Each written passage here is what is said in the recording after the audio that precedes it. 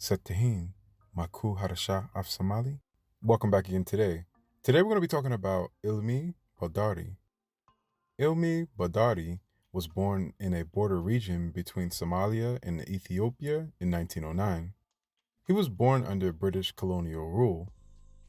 Not much of his childhood is known. Somali society is heavily based on oral traditions, so throughout the years, his early life has been lost. And there is also different stories that are slightly different, but the conclusion seems to be the same. In 1931, Boodhari would leave his traditional life of camel herding, his nomadic life, and move to Berbera to work in a tea shop. Tea shops are very well known and a part of Somali culture. Boodhari had no true pull to the poets, politics, and expressions happening in the tea shops. Many younger people would recite love songs and poetry, which the elders would say were for the young. The elders preferred gabe, which is said to be the height of Somali poetic achievement. It is complex, varies in rules, dug deep into a person's philosophy, identity, fears, joys, and sorrows. Boodhari would never even show a sign of wanting to do poetry. He was simply there to work. He would continue to work for the tea shop his uncle and family owned. One day, a woman would walk into the shop, greets him, and asks about a type of bread. She then pays for the bread and leaves. This encounter would change his whole life forever. He was in love. Little did he know, this encounter would change the nation one day. People who were in the tea shop that day would describe her as a plain girl, but to him, she was the most beautiful thing he ever saw. The girl he would fall for was named Hodan. He would keep his feelings for her secret from everyone. He felt for her so much that one day he would talk to his friends about her. He felt for her so much that he would eventually seek out her family to ask to marry Hodan. The family would reject, not thinking he was a good fit. Even his own clan refused of this as well. Being from a lesser clan and him being in poverty, while Hodan was from a noble clan and a middle-class family. She would be 16 at the time, and there would be no rush for her to get married at this time. Boodhari would then reapproach the family and made a deal with them. He would ask them if he paid the bride wealth price for their daughter, could he marry her? The family would tell him that they would consider it. He would quickly move to the neighboring country of Djibouti to work as a laborer on the docks. In Djibouti, wages were higher. Once he returned, he would be too late as Hodan married a nobleman. Hodan would marry Maxamed the leopard. This would devastate Boodhari. He would walk around town in sadness and eventually fell sick. This would be the end of the old Boodhari and the awakening of a legendary poet. The young man would jump straight into the most difficult style of Somali poetry, gabe. What set him apart from his ancestors and other modern poets was all his poets were about Hodan. He spoke of his love for her, and that was all. This was very rare due to how Somalia, the land of poets, approaches poetry. Usually a poet would go through an apprentice, local poets, or through a clan member. They would also start off by making short lyric songs before they would go to the difficulty of gabe. What makes it more interesting is that gabe uses words that are not ordinary in Somali speech. You would have to master the language before entering into gabe. You would have to have deep knowledge of the hadith and Islamic law as well as composing. You must also make high-quality works. If not, the public will not enjoy these works. He made poems like Passion and A Vision. Let's read a part of a vision. I must also say before we read, this is translated into English, so the poem might be more profound and deeper in Somali. At times, I made light of it, and I was free. Then suddenly I was shown her in a vision, and she was radiant in hue, like a lightened lantern. Surely she must have been imprinted on my heart. How else could I be so intoxicated with her? Inside my breast, she tick-tocks to me like a watch. At night, when I sleep, she comes to sport with me. But at early dawn, she leaves. That turns into a rising pillar of dust. Now let's look at the poem called Passion. She is altogether fair. Her fine-shaped bones begin her excellence. Magnificent of bearing, tall is she. A proud grace is her body's greater splendor. Yet she is gentle, womanly, soft of skin. Her gums, dark gloss is like unto blackest ink, and a careless flickering of her slanted eyes begets a light clear as the white spring moon. My heart leaps when I see her walking by, infinite suppleness in her body's sway. I often fear that some malicious jinn may envy her beauty and wish to do her harm. His poetry had a dreamy effect to them. Though Hodan was married and consumed with her life, he would imagine being married to Hodan. During this time, Somalia was even more traditional than what it is today.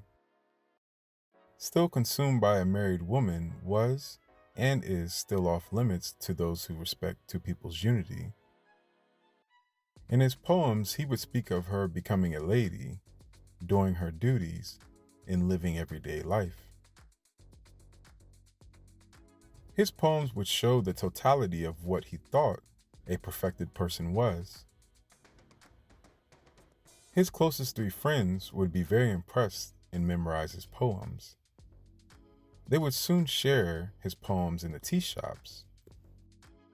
His poems would spread quickly around the city by mouth, and nomads would soon hear of his poems and spread his poems to all corners of the nation. His poems would become very popular around the country, but some people did not accept them. Some people saw him unmanly due to the taboo of Somali men telling their feelings. Stating how he loved a woman so much in public was shameful and was looked at to only be reserved for a relationship. Now let's look at another poem of his called The Messenger. Winds that possess the power of speech are something new in this world, perhaps, but you must swear to me, O wind, by the everlasting one, that you will receive the impress of my words. Indeed, I would have gone to the sailing ships and handed them my letters in a packet, but ships may tarry on their journeys, and nights may pass before they come to port. So it is you, O wind, whom I have chosen, you who have the speed I demand. Swear to me, then by the everlasting one, that you will receive the impress of my words. You pass above the ground, above the settlements of men, never resting. You run and run, as if sent by God on everlasting errands. Weariness is not for you. It is only the livings who breath gives out. I have heard that other men have stepped forward to claim the girl on whom my mind was set, wind. Swear to me, by the everlasting one, that you will carry my words through the air. Darul is where I found my solace. That is the place that you must find, and nothing must stop you. Not bad roads, nor screens of matting moose knows the country well, and he knows where she is to be found. There is a man who looks at her admiringly. Oh, this world is a precipitous mountain path. Tell her the stone houses and walls would have felt the pain. Tell her the termite hills would have sprouted green grass if they had but heard these words of mine.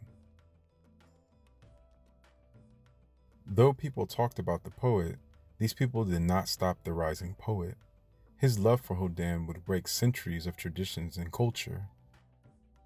At one point, he even changed Hodan's name to Hadra to conceal her identity, but this did not work.